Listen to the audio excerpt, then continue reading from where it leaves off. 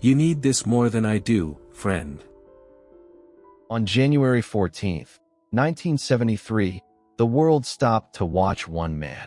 Elvis Presley stood on a stage in Honolulu and sang to more people than had ever witnessed a single performance in human history.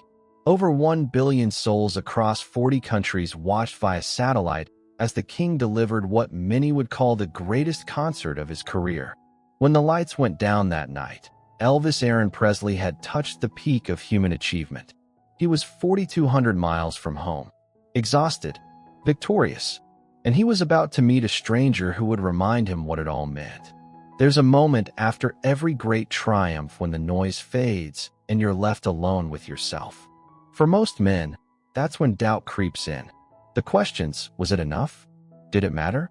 What now? But Elvis wasn't most men. Elvis settled into a window seat near the rear of the cabin. He wanted quiet. He wanted to watch the island disappear beneath the clouds and let the weight of what he'd just accomplished settle into his bones. But as the jet engines roared to life and the plane began to taxi, Elvis noticed something. Someone. No one else saw him. Or maybe they did and chose not to. People have a way of looking past sadness when they're caught up in joy. But Elvis saw him. What happened next? Only 2 people know for certain. But those who were there, those who saw Elvis walk away from the party and sit down with that stranger, they remember the silence that followed. They remember watching the king, the man who'd just sung to 1 billion people, lean in close and listen. I'm Elvis. I know who you are. You okay, friend? I shouldn't be here. This seat, it wasn't supposed to be mine. My son, he won this trip. A radio contest back in California. He was supposed to come see you perform. He was your biggest fan. He passed 3 weeks ago. Cancer. He was 28. The stranger's name was Thomas. His son's name was Michael. And Michael had loved Elvis since he was a boy, since the first time he heard hound dog crackling through a radio in 1956. Thomas had come to Hawaii because he couldn't bear to let the seat go empty. He'd sat in that arena, alone, and watched Elvis perform the songs his son had sung 1,000 times. And he'd wept. What was he like?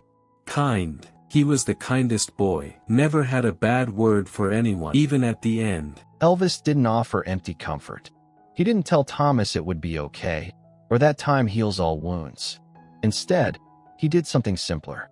He stayed. They talked about Michael, about his dreams, about the letters he'd written to Elvis as a teenager that never got answered, not because Elvis didn't care, but because there were millions of letters, and Elvis was just one man. They talked about music, about memory, about what we leave behind. And then, as the plane began its descent toward the mainland, Elvis did something no one expected. Michael sounds like he was the kind of man the world needed more of. I want you to have this. I can't. You can and you will. You need this more than I do, friend. Why? Because your son loved something I gave to the world. And if this can help you remember that his love mattered, that he mattered, then it belongs with you. The ring wasn't worth a fortune. It wasn't one of Elvis's famous TCB rings or his massive diamond pieces. It was just a ring. But in that moment, on that plane, between those 2 men, it became something else. It became a bridge between grief and grace. It became proof that even at the height of fame, Elvis Presley understood the weight of a single human heart. You take care now. Thomas never saw Elvis again, but he kept that ring for the rest of his life. When he passed in 1989, his daughter found it in a small wooden box on his nightstand, alongside a photograph of his son Michael.